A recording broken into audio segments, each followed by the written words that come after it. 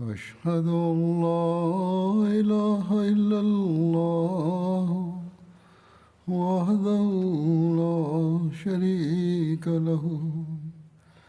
وأشهد أن محمدا عبده ورسوله أما بعد فأعوذ بالله من الشيطان الرجيم بسم الله الرحمن الرحيم الحمد لله رب العالمين الرحمن الرحيم مالك يوم الدين إياك نعبد وإياك نستعين اهدنا الصراط المستقيم صراط الذين أنعمت عليهم غير المغضوب عليهم ولا الضالين. په زمانه کې د مرتدانو او د باغیانو خلاف د مهماتو ذکر روانو. په دغه لړ کې د نهم مهم ذکر وو چې د بحرین مهم وو. په دغه لړ کې نور تفصیل داسې بیانېږي چې کم د حضرت الله بن حضرمي په حتم باندې د فوجکشۍ باره کې دي. لیکلي دي چې حضرت الله حضرت جارود ته دا حکم لګلی وو چې ته د عبدالقیس قبیله د ځان سره کا او د حتم مقابلې لپاره حجر سره چې کومه ملحقه علاقه ده هلته ورشه او حضرت الله د خپل فوج سره هغه علاقې ته د حتم مقابلې له ورغله. د دارین خلکو نه علاوه ټول مشرکان حتم سره جغت راغونډ شوي وو. همدغه شان ټول مسلمانان حضرت الله بن حضرمي سره راغونډ شوي وو. دواړو خپل مخې ته خندقونه کنستي وو. هر ورځ به هغوی خپل خندق نه تیر وته او په دشمن به حمله وکړه او د جنګ نه پس به بیا د خندق نه وروسته به راغله. تر یو میاشت پورې د جنګ همدغه کیفیت و. په دغه دوران یوه شپه مسلمانانو د دشمنانو د خوا نه د یو زبردست شور و غوغا واورېده. حضرت الله وویل چې څوک شته چې د دشمن د اصل حالت خبر راوړي. حضرت عبدالله بن حذف وویل چې زه به دغه کار له ورشم. هغوی چې واپس راغله نو دا خبرې راوړو چې زموږ دشمن په نشې کې مدهوشه دی او نشې کې هغوی وایي تبایي کوي لګیا دي. دا ټول شروع د دې دی. هغوی چې دا واورېده مسلمانانو نو فوراً په دشمن حمله وکړه او هغوی چې چېرته ایسار وو هلته ورننوته خو هغوی وژل شروع کړه بې دریغه. هغوی د خپل د خندق طرف ته وتښتېده. ډېر وو چې پکې ورپرېوته او مړه شو، څه ترې بچ شو، څه وېرېدلي وو، ځینې وژلي شوي وو یا ګرفتار کړي شوي وو. مسلمانانو د هغوی په هر څیز باندې بیا قبضه وکړه او کم تن چې تښتېدی شو هغه صرف هماغسې ځان سره یوړو چې دغه په بدن وو. خو ابجر بچ شو وتښتېدو او د حتم د ویرې او د دهشت نه کیفیت دا و لکه د هغه په بدن کې اړو څه ژوند نشته. هغه د خپل اس طرف ته ورمخکې شو خو مسلمانان د مشرکانو ترمنځ راغلي وو او خپلې بدحواسۍ کې حتم په خپله د مسلمانانو نه تښتېدو لپاره په خپل اس باندې سورېدو لپاره تلو او څنګه چې هغه په رکاب باندې خپل کېښود نو رکاب یې مات شو. حضرت قیس بن عاصم لګې شو، هغه یې واصل جهنم کو. د مشرکانو هر څیز باندې قبضه کول نه پس مسلمانان د هغې د خندق نه راووت او دغې پسې روان شو. حضرت قیس بن عاصم ابجر ته جوخت ورسېده، خو د ابجر اس د حضرت قیس د اس نه زیات طاقتور و. هغوی ته دا اندېښنه وه که دا چېرته زما د ګرفت نه ووتو نو بیا چېرته بچ نشي. نو هغوی د ابجر د اس په ملا باندې یو نیزه ویشتې وه چې اس بیا زخمي شوی و د هغه. بیا بهره دا لیکلي چې ابجر تښتېدلی و، د هغوی کابو ته نه و راغلی. او یو روایت کې دا چې حضرت قیس بن عاصم د ابجر په سر باندې یو ګزار کړی و او هغه دغې خود هغې په دغې په وجه څیرلی شوی و او تیر ته ننوتی و. او دې نه پس حضرت قیس بیا یو داسې وار په هغه کړی و چې هغه د وینو نه ډک شوی و. سحر چې سحر حضرت الله د غنیمت مال په مجاهدینو کې تقسیم کو او خاص طور داسې خلک چې چا په جنګ کې ډېره بهادري ښودلې وه هغوی له یې د سردارانو قیمتي کپړې هم ورکړې. او په هغې کې حضرت عفیف بن منذر، حضرت قیس بن عاصم او حضرت ثمامه بن اسال له چې کومې کپړې ورکړې شوې وې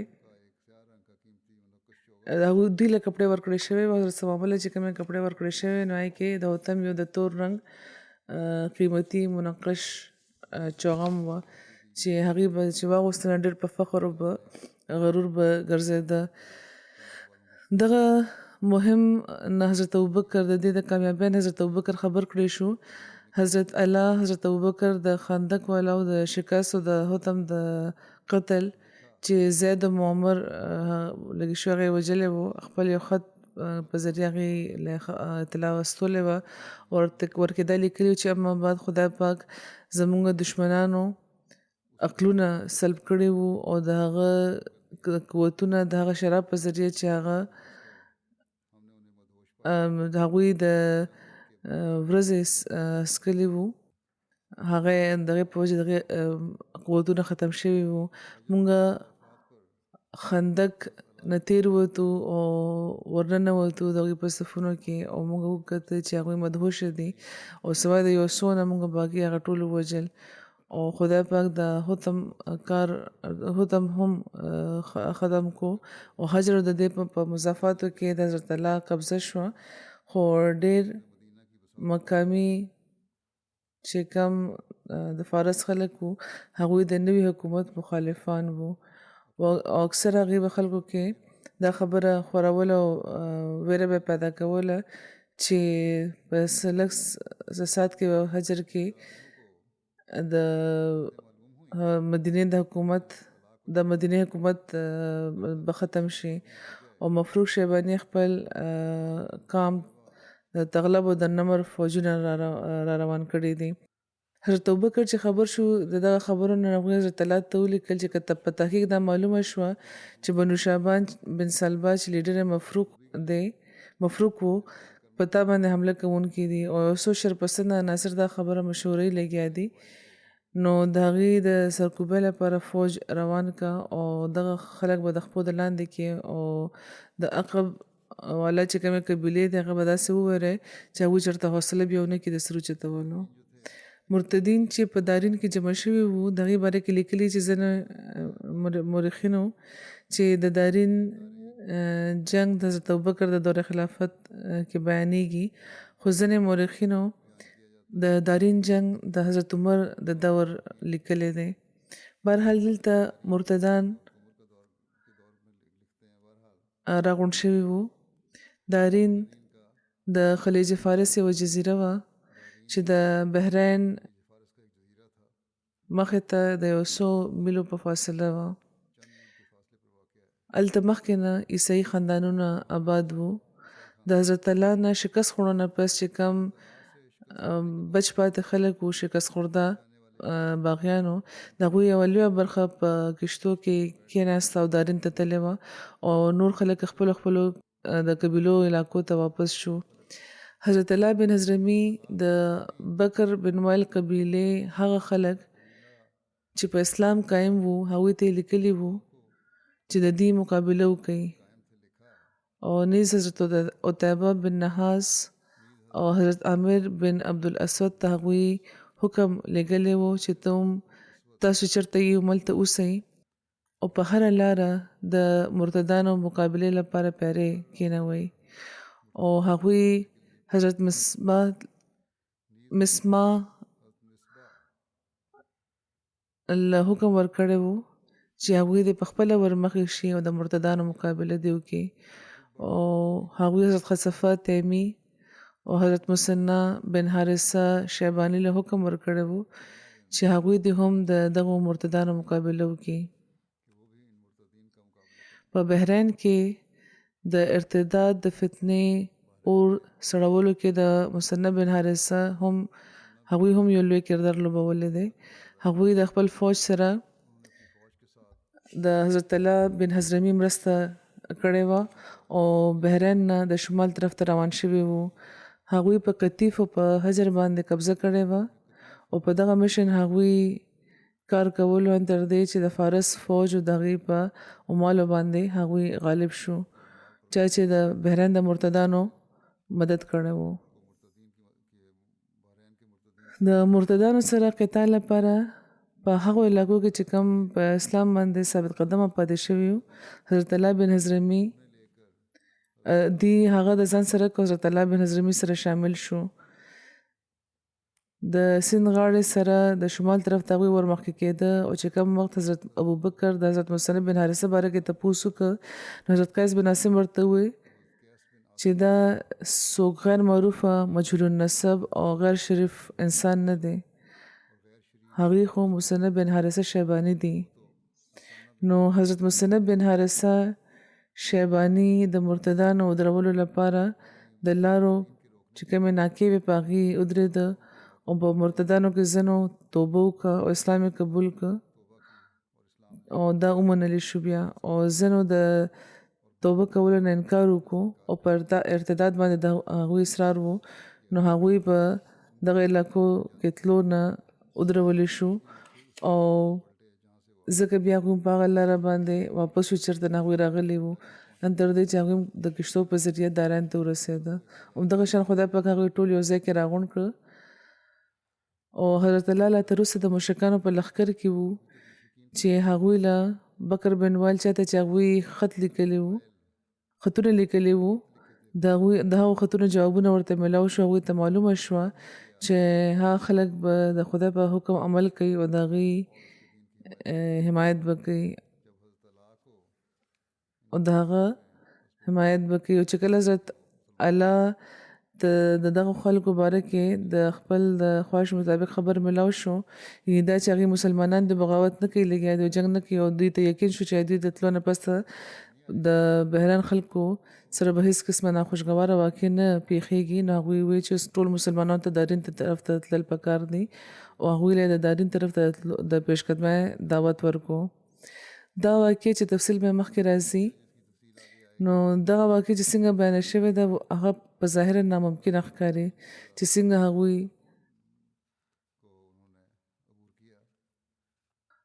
دریاب هغوی پار کړی وو او دې بیان کې کیدای شي چې تر څه حده صداقت هم یو څه د مبالغې نه هم کار اخیستلی شوی وي خو بهرحال که په دې کې څه صداقت شته نو د دې وضاحت څه دی د دې وضاحت به په آخر کې بیا بیان کړم. بهرحال دا بیانېږي چې مسلمانانو سره کشتۍ وغیره نه وې چې هغوی په سواره شوې وې او جزیرې ته رسېدلې وې. حضرت الله بن حضرمي چې دا وکته نو ودرېده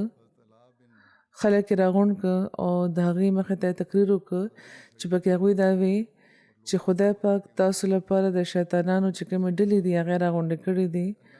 او جنګ یې دریاب ته بوتلی دی هغه مخکې په خشکۍ کې تاسو ته خپل نشانونه ښودلي دي چې دغه نشانونو په ذریعه په سمندر کې هم تاسو سبق زده کړئ د خپل دشمن طرف ته ورمخکې شئ دریاب وڅیرئ او د هغه طرف ته پیشقدمي وکړئ ځکه چې خدای پاک تاسو د هغې لپاره راغونډ کړي یئ.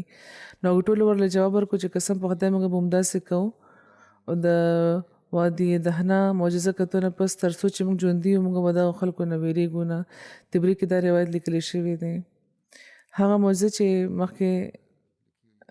دا پکې بیان شوي چې مخکې بیان شوی د دا واقعه چې د هغوی چې کوم اوښان تښتېدلي وو هغه واپس راغلي وو د مسلمانانو او د اوبو چینه جاري شوې وه نو هغوی د دې حواله ورکړی چې هغه معجزه موږ لیدلې ده نو د دریاب په اوبو باندې بم د ګرځېدو معجزه موږ وګورو. حضرت الله ټول مسلمانان د دغه مقام نه پیاده د سمندر غاړې ته راورسېده. حضرت الله او د هغې ملګرو خدای مخې ته دا دعا کوله چې یا ارحم الراحمین، یا کریم، یا حلیم، یا احد، یا صمد، یا حی، یا محیی الموت، یا حی یا قیوم لا اله الا انت یا ربنا، چې رحم کوونکو کې د ټولو نه زیات رحم کوونکی، یا کریمه، یا ډېر بردباره، یا هغه چې یوازې یا بې نیازه، هغه چې ژوندی یې او نور له ژوند بخې، او یا مړي را ژوندي کوونکی، او هغه چې ژوندی یې او نور له ژوند ورکې، او چې قایم یې او نور قایمه، او تا نه بغیر بل څوک د عبادت لایق نشته زموږ ربه. نو بهرحال بیانېږي چې حضرت الله د لښکر ټولو خلکو ته ووایي چې دا دعا کوئ او خپلې چې کوم ستاسو سورلی دي هغه په دریاب کې ورکوزې کوي. نو هغوی ټولو مسلمانانو خپل سپاسالار د حضرت الله بن حضرمي په د قدم هغوی روان شو. هغوی پسې خپل اسونه، خپل خرونه، اوښان او هغوی په سمندر کې ورکوز که، او بیا د خدای پاک قدرت هغه خلیج دی بغیر څه د نقصان نه هغې نه تېر ووت. او داسې معلومیږي چې نرمه شګه چې لکه اوبه په اچولې شوي وي په هغې کې هغې روان وي، ځکه چې د اوښانو خپې هم نه وي ډوبې شوی، او په سیند کې د مسلمانانو هېڅ څیز نه غایب شوی. یو وړوکی شان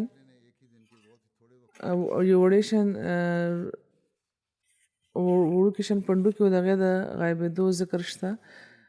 خو حضرت الله بیا هغه هم راوچت کړی و. بهرحال د سیند د غاړې نه تر د دارین چې کوم سفر دا بیانېږي چې د کشتو په ذریعه په یو ورځ او په یو شپه کې پوره شوی و، خو دغه قافلې هم په یو ورځ کې په ډېر لږ وخت کې دا ټوله فاصله طی کړې وه. خو بهرحال تاریخ طبري کې دا داسې بیانېږي تفسیر، خو د موجوده زمانې چې کوم مصنفین دي ځینې د هغې وضاحت هم لیکي د سمندر د پار کولو. خو ممکنه ده چې هغه وخت په خلیج فارس کې جزر راغلی وي یا په روایتو کې مبالغه وي، او حقیقت کې دا وي چې مسلمانانو ته ملاوې شوې وې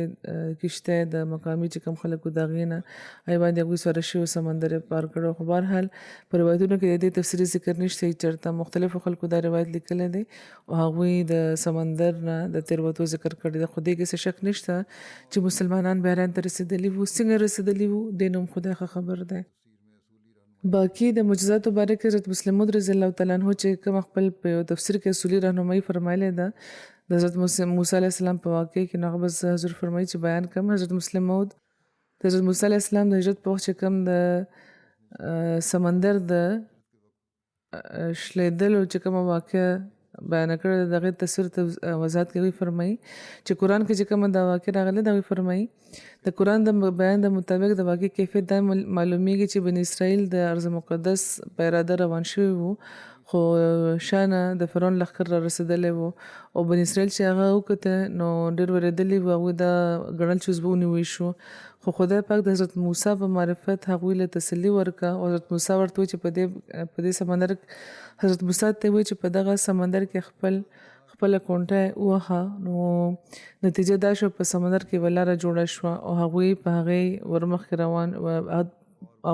لاره مخکې روان شو، او د هغې دواړو طرف ته چې کوم اوبه وې هغه د شګو د ټیلو په شان دی اوچت ښکارېدی، او د فرعون لښکر هغوی پسې شو. خو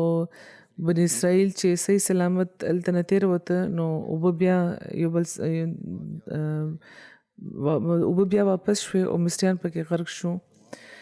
اوس لیکي چې د دغه واقعې د باندې پوهېدو لپاره دا خبره یاد ساتل پکار دی چې د قرآن د تعلیم مطابق ټولې معجزې د خدای پاک له طرفه وي، او د یو انسان هم په دې کې څه دخل یا تصرف نه وي. نو د حضرت موسی کونټه وهل او په سمندر باندې وهل دا صرف د یو نشانه لپاره و، دا نه چې د حضرت موسی دغه عصا د سمندر د اخوا کېدو پکې د سمندر اخوا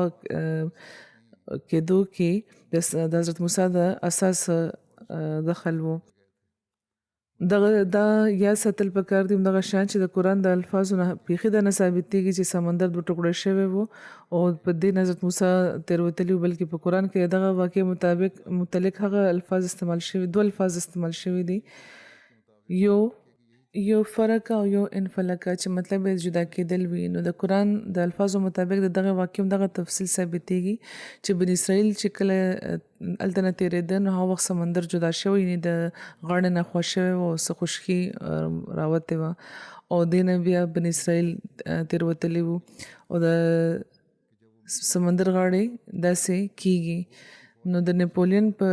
ژوند کې دا لیکلي چې کله هغه په مصر باندې حمله کړې وه نو هغه هم د خپل فوج یوې برخې سره د بحر احمر غاړه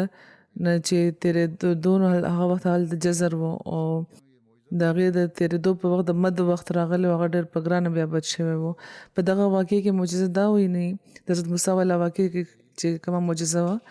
چې خدای پاک بني اسرائیل داسې وخت کې سمندر مخې ته رسولی و چې د جزر وخت و او حضرت موسی چې څنګه لاس اوچت کړ د خدای پاک د حکم ماتحت اوبه کمیدل شروع شوې. خو چې د فرعون لښکر کله په سمندر کې داخل شو نو داسې غیر معمولي خنډونه د هغه په لاره کې پیدا شو چې د هغه فوج ډېر په سست رفتاره د بني اسرائیل پسې روان و. هغوی په سمندر کې وو چې مد راغلو او دشمن غرق شو. په سمندر کې مد و جزر پیدا کیږي او په یو وخت کې اوبه د غاړې نه ډېر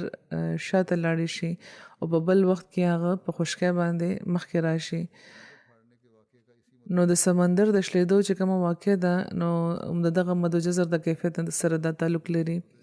حضرت موسی علیه السلام داسې وخت کې د سمندر نه تیر شوی و چې د جزر وخت او سمندر رسو شوی و او چې کله فرعون ورسېدو نو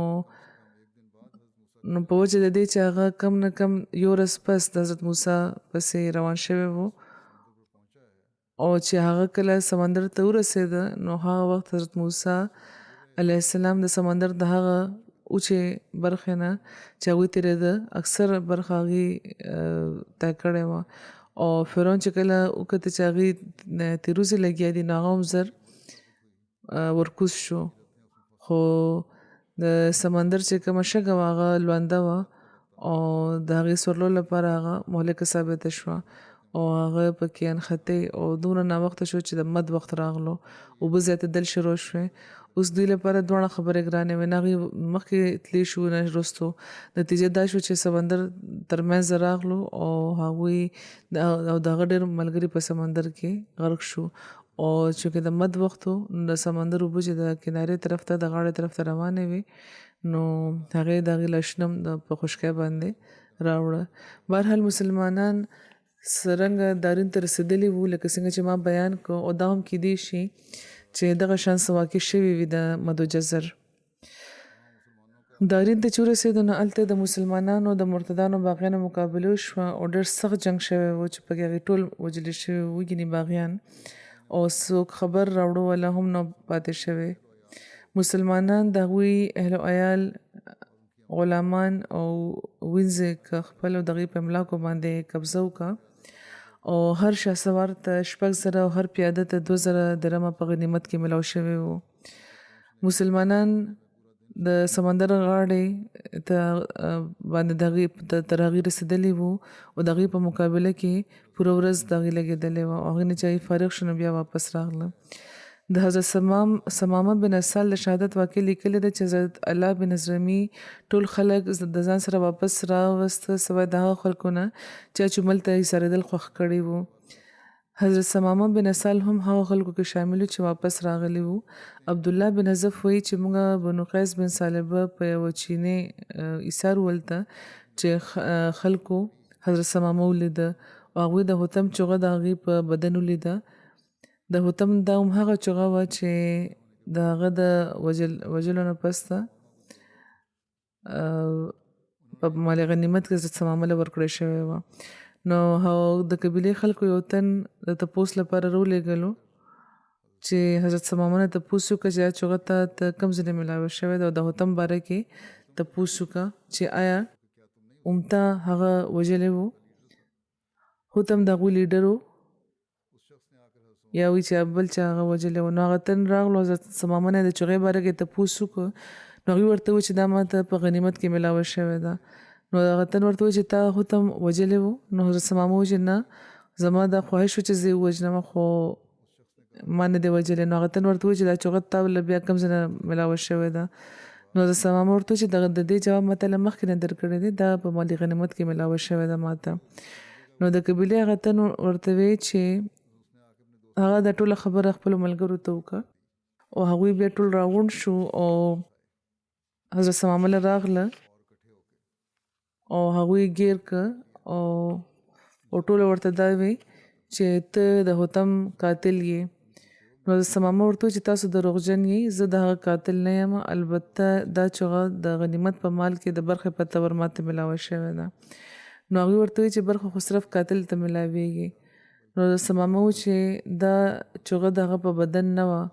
بلکې د هغه د سامان نه میلاوه شوې وه. نو خلکو ورته چې ته دروغ وایې او بیا هغوی شهید کړ.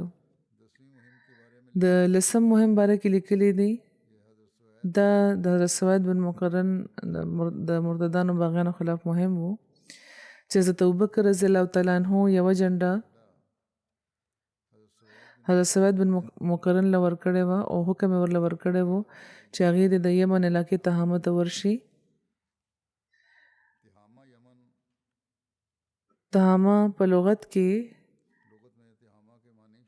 د ګرمۍ شدت او د هوا د ودرېدو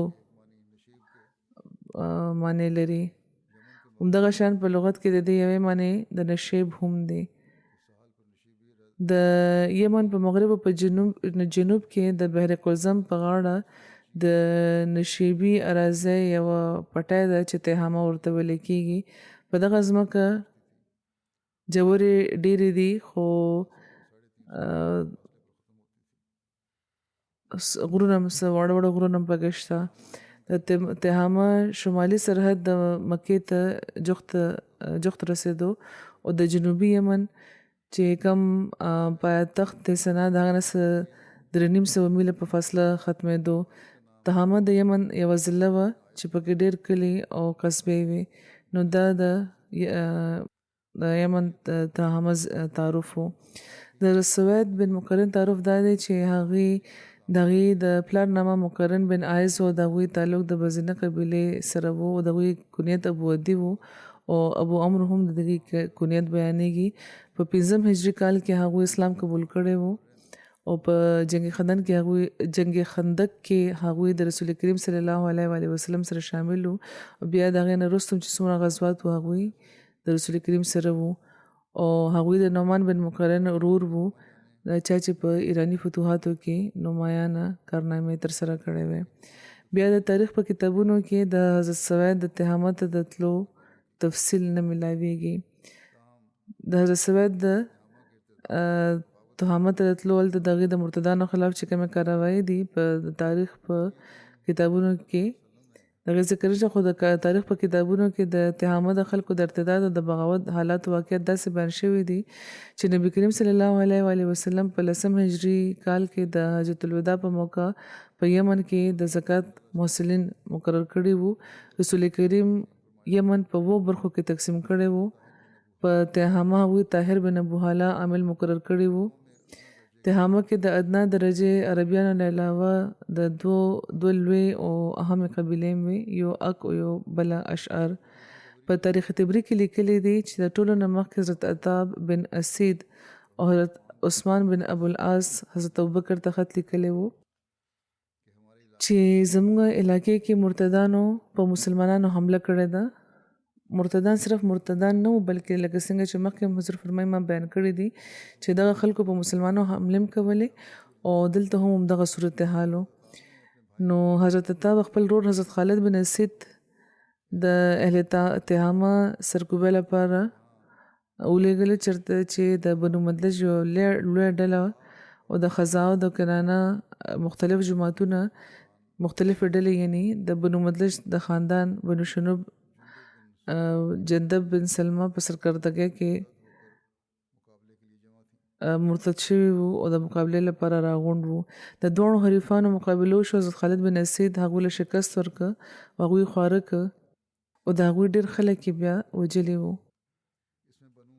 او په دې کې د بنو شنوب خلک د ټولو نه زیات وجلي شوي وو د دغه واقعې نه پس د هغوی شمېر ډېر کم پاتې شوی وو دغه واقعې د حضرت عتاب علاقه د ارتداد د فتنې نه پاکه کا او جنده وتښتېدو او بیا هغه یو ځل بیا اسلام قبول کو څه موده پس ته په یو روایت کې دا دی چې د نبی کریم صلی الله علیه وسلم د وصال نه پس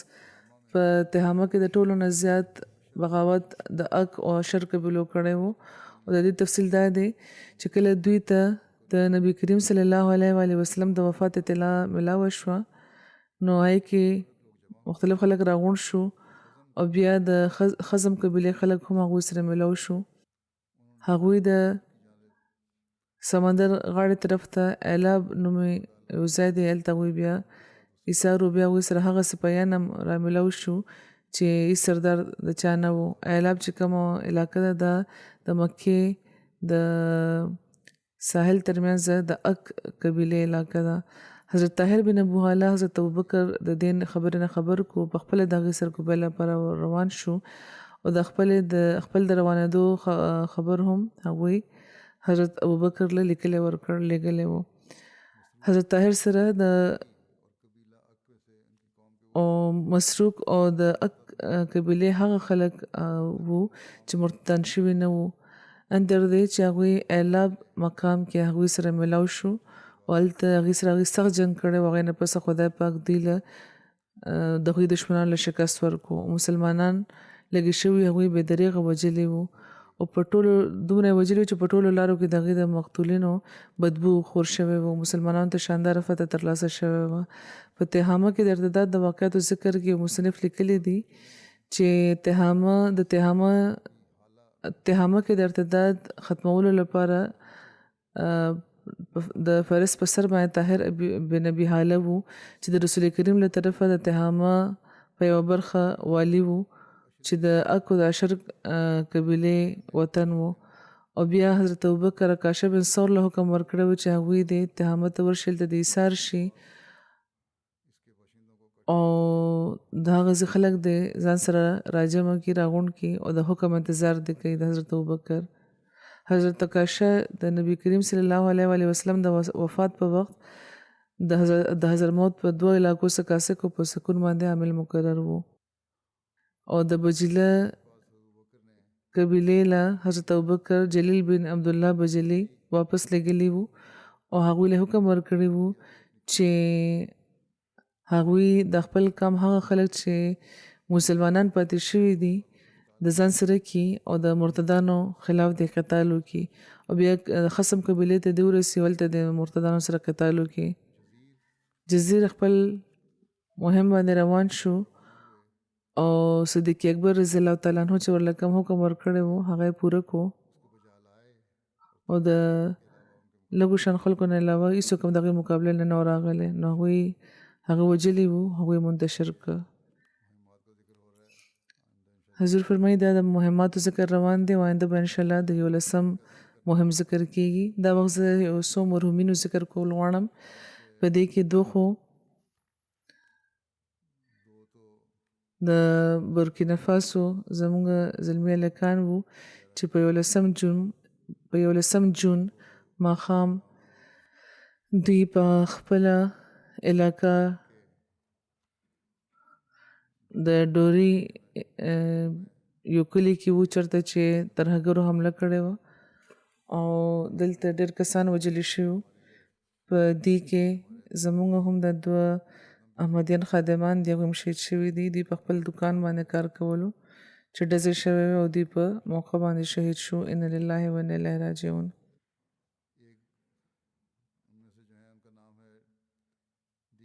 دی کې چې کوم یو دی دغې نامه د ډیکو زکریا د هغوی عمر 32 کاله و په ډوري ریجن کې د ریجنل قائد خدام الحمدیه د خدمت توفیق دوی ته ملاو شوی و په مدرسة الحفظ غانه کې د قرآن حفظ کولو لپاره هم دوی تللي وو څه موده دوی حفظ کړو بیا واپس راغله همیشه د جماعت کارونو لپاره به دوی حاضر وو هر کار لپاره به دوی ځان وړاندې کولو پنځه وخته د مونځونو پابند وو. تهجد او نفلونه به دوی باقاعده کول. خپلې چندې به هم دوی باقاعده ورکولې.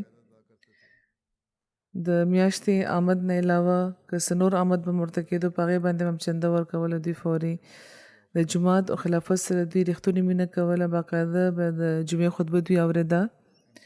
او د MTA نور پروګرامونه به هم دوی ډېر په شوق کته. د دوی لوکل مشنري وایي چې آخري ملاقات کې هغوی دا ویلي وو، ډېر خواهش د هغوی د وخت خلیفه سره د ملاوېدو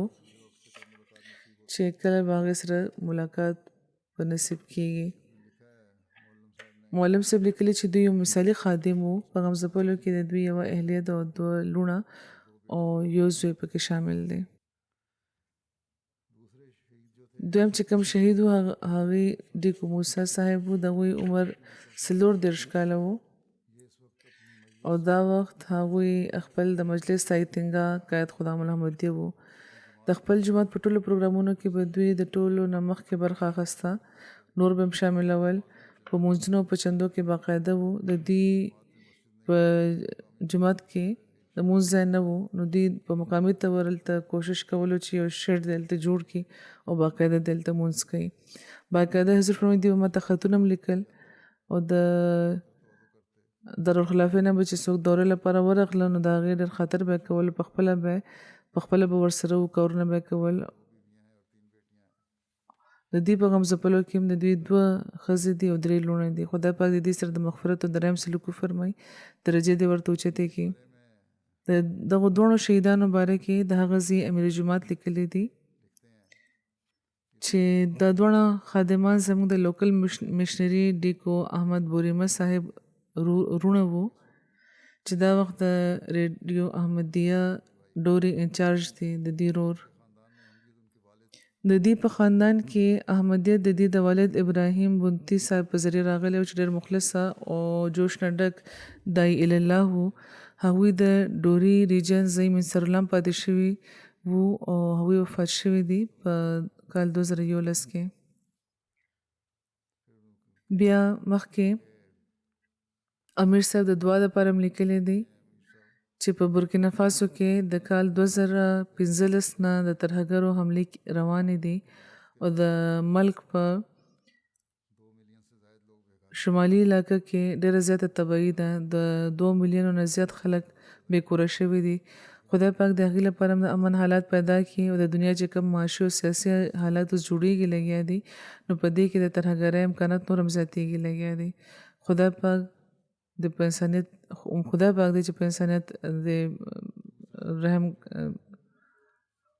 خدای پاک د په انسانیت اوس رحم وکړي او عقل دی ورکړي دوی له. بل ذکر چې کوم دی هغه د محمد یوسف بلوچ صاحب دی، د نورم خان صاحب زوی، د صادقپور سند کې د عمرپور ضلع. دوی هم تېرو ورځو کې وفات شوي دي. انا لله و انا الیه راجعون. دی بلوچ دی، د ډېر غازي خان د ملته دی پیدا شوي وو. په کال 1934 کې د حضرت مولانا غلام رسول راجگی صاحب په ذریعه دی کې احمدیت راغلی وو د دې په خاندان کې او د پاکستان قیام نه پس هجرت دی کړی وو او د په صادقپور عمرکوټ کې چې د کم د طریقې جدید ځمکې دلته دی راغلی وو. بیا څه موده دی په ربوه کې وو تر 6 کالو پورې او په دغه مالک کې د خادم مسجد په تور دوی ته د خدمت توفیق ملو شوی و. د خدای پاک په فضل موسی وو. په غمزپلو کې د اهلیې نه علاوه 2 زامن او 4 لوڼه شامل دي. د دوی یو زوی شبیر احمد مربي سلسله دي او نن سبا په آیوري کوسټ کې د خدمت توفیق ترلاسه کوي او د عمل په میدان کې و دوی نو ځکه د خپل پلار په جنازه کې شامل نشو. د دوی 2 نوسی هم مربیان دي د سلسله. د دوی زوی شبیر صاحب د سلسله مربي هغه لیکي چې ډېر خوبه دوی لرلې. موږ د وړوکوالي راسې دوی لیدلې دي چې د تهجد پابند وو. هر ورځ د سهار مونځ نه پس به دوی پوچه تواس تلاوت کولو او خلافت سره دوی به انتها مینه کوله. نو زه چې کله به هم کور ته لاړم نو زه به یې راوغوښتم او ما ته به یې دا وی چې همیشه به 2 خبرې یاد ساتې. خلافت سره به همیشه وفا کې او د خپل وقف حق به پوره کې. وایي چې مهمان نواز هم ډېر زیات وو. په لارې باندې روان خلک به کور ته راوسته. نو د دوی د وفات افسوس لم ډېر غیر احمدیان او هندوان هم راغلي وو او ټولو ډېر په ښه الفاظو کې دوی یادول او دا اظهار هم کول چې نن زموږ پلار وفات شو ځکه چې دوی به د غریبانو ډېر مدد کولو. دریم چې کوم ذکر دی هغه د ګرانې مبارزه فاروق صاحبې ده، واقفه نوه د ربوی د فاروق احمد صاحب لور وه. دیم 13 ورځو کې وفات شوي دي. ان لله و انا الیه راجعون. دا ماشومه چې کله د 11 کالو وه نو د بجلی تارو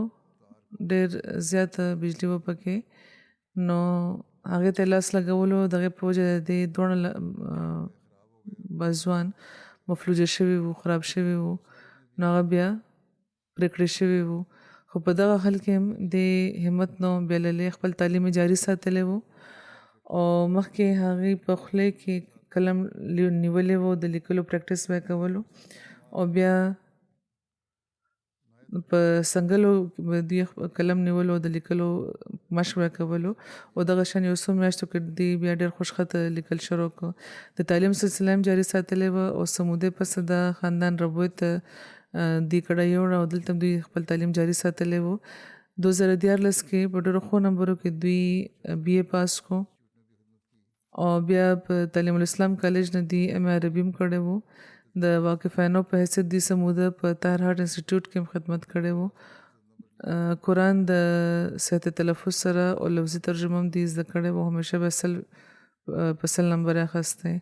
او په ماله کې د ترجمه القرآن کلاس هم دوی اخیستو او د دوی په غمزپلو کې د مور پلار نه علاوه 2 وروڼه او 2 خویندې دي. خدای پاک د دوی سره د مغفرت او د رحم سلوک وفرمایي او د دوی مور پلار هم دی صبر او حوصله ورکړي. بل ذکر دی د مکرم انزمانه بطاره صاحب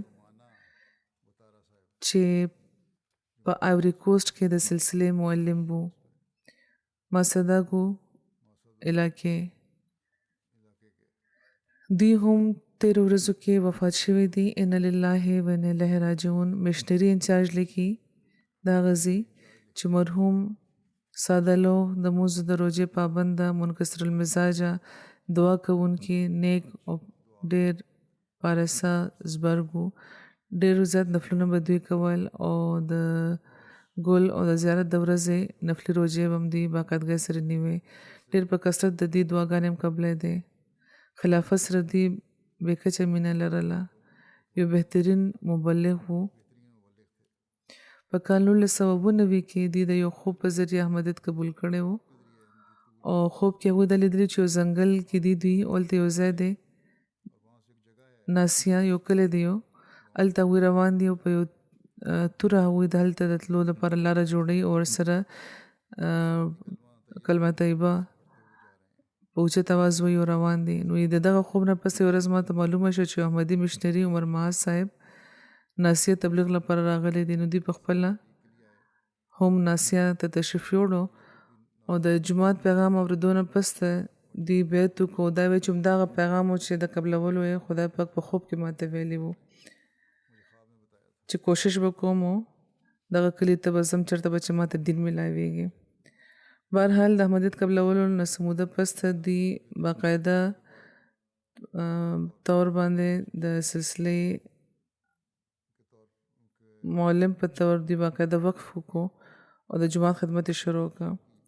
او په کال 2002 کې چې کله په ملک کې خانه جنګي شروع شوه او مرکز سره رابطه پاتې نه شوه د دغه ځای، نو معلم صاحب کلی او د خوشا چې کوم جماعتونه دي هلته خپله رابطه بحاله ساتلې وه او د جماعت د خلکو د تعلیم او د تربیت کار دوی بهرحال جاري ساتلی وو او مرکز سره هم دوی رابطه ساتلې وه. دغه شان په خپل کور کې خپل کلی کې خپل کور کې یو جماعت هم دوی جوړ کړی وو په احاطه کې هملته د جماعت د خلکو د تعلیم او د تربیت کار به هم دوی کول. همدغه شان په قامي سطح باندې په هر جماعتي پروګرام کې به دوی باقاعدګۍ سره اوږد سفر کول او شاملېده به. په کال 1998 کې دوی ته د انګلستان په جلسې کې د شاملېدو موقع ملاوه شوې وه او هغلته بیا حضرت خلیفة المسیح رابع سره هم د ملاقات شرف دوی ته ترلاسه شوی و او حضور سره د MTA پروګرام چې کوم د فرانچ ملاقات وو هغې کې هم د شاملېدو موقع دوی ته ملاوه شوې وه او د دغه ملاقات نه دوی ډېر خوشحاله وو او خلکو ته به اورول چې دغه ملاقات زما د ژوند یوه ډېره ښایسته برخه ده چې زه یې نشم بیانولی حضور فرمایي چې په کال 2004 کې چې کله ما دوره کړې وه د برکینا فاسو نو هلته هم دوی ما سره ملاو شوي وو نو هغوی دا وی چې دا زه چې تاسو سره ملاویږم نو دا زه د خپل نوي ژوند په وجه ملاویږم او د ستاسو دورې په وجه خدای پاک په ما فضل فرمایلی دی او دا برکت ما ته ترلاسه کیږي لګیا دی هغوی دا وی چې 2 میاشتې مخکې زه ډېر سخت بیمار شوی وم ان تر دې چې زما کوروالاو دا ګڼلی وو چې شاید زما د آخري وخت دی نو هغه وخت ما دا خوب لیدلی وو حضور فرمایي زه یې خوب لیدلی وم چې زه د هغې په سر باندې لاس راکاږم او وایي چې په خوب کې ما دا محسوسه کړه چې لکه ټول بیماري زما د جسم نه ختمه شوه او چې وایي چې کله زه راویښ شوم نو واقعیتا بیماري زما ختمه وه او زه صحت یاب شوی وم بهرحال حضور فرمایي چې کله ما دوره کړې وه هلته نو دوی دا وی چې دا کوم خوب چې ما لیدلی وو نو دا په عملي شکل کې پوره کوي او خپل سر یې رامخې کړی وو چې په دې باندې لاس راکاږي او ډېر خوشحاله وو خلافت سره د کامل وفات تعلق و د دوی او خلکو ته به دوی دا وی چې دا ژوند چې ما ته ملاو شوی دی نو دا دې لپاره ملاو شوی دی چې زه د دین خدمت وکړم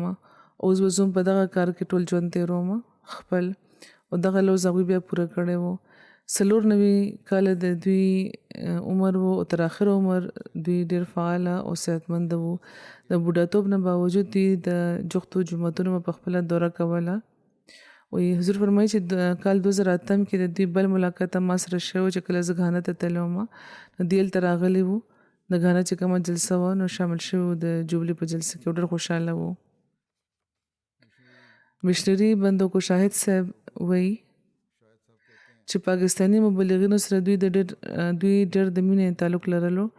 ډېرې عاجزۍ او انکسارۍ سره به ملاوېده ډېر عزت او احترام سلوک به دوی کولو او د مال قربانۍ کې هم دوی به ډېر مخکې وو باقاعدګۍ سره به چنده ورکوله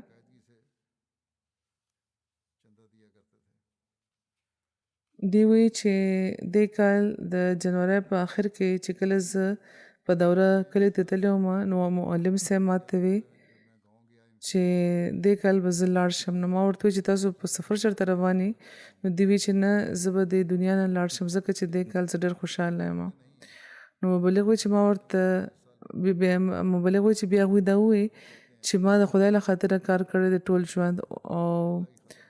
او دوی ته ډېر یقین و چې د خدای پاک په ځای چې زه خپل تنخواه اخیستو لپاره خدای پاک له روان یم او د وفات نه 1 هفته مخکې هغوی خپل خاندان والاو ته دا ویلي وو چې اوس خدای پاک سره زما د 1 هفتې کانټرکټ پاتې دی یعنې 1 هفته پاتې ده باقي او بلې جمعه د 1 هفتې نه پس وي سهار دوی د معمول مطابق راپاڅېده تهجد لپاره او داسې چانندا مې وکړه او لا یې مکمل کړی چې هملته هغوی پرېوته سره یې وګرځېدو هغوی هملته پرېوته نو دغه قسمه بېلوسه او د اخلاص او د وفا نه ډک د دغو لرو علاقو خلک دي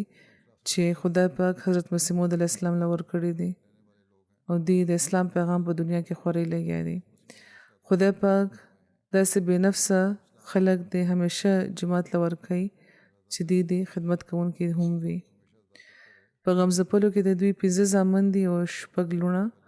خدای پاک په فضل ټول په احمدیت قایم دي خدای پاک د هغوی قدمونه هم مضبوط وساتي او د خپل د پلار په نقش قدم باندې دوی روان وي حضور فرمایي چې د جمعې د لمونځ نه پس سبا د دوی ټولو غایبه جنازه کوو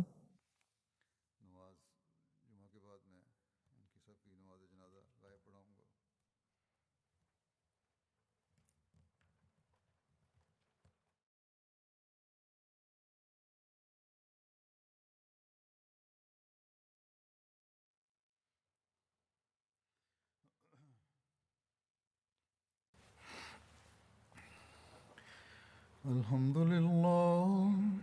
الحمد لله نحمده ونستعينه ونستغفره ونؤمن به ونتوكل عليه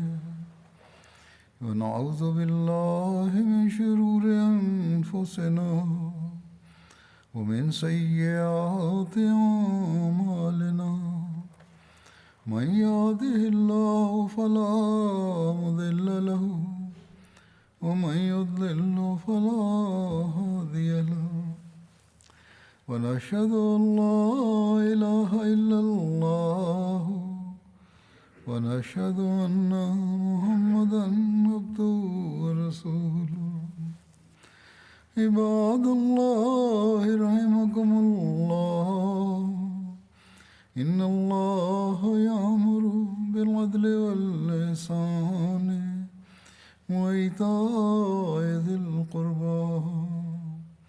وينهى عن الفحشاء والمنكر والبغي يعظكم لعلكم تذكرون اذكروا الله يذكركم وادعوه يستجب لكم ولذكر الله أكبر.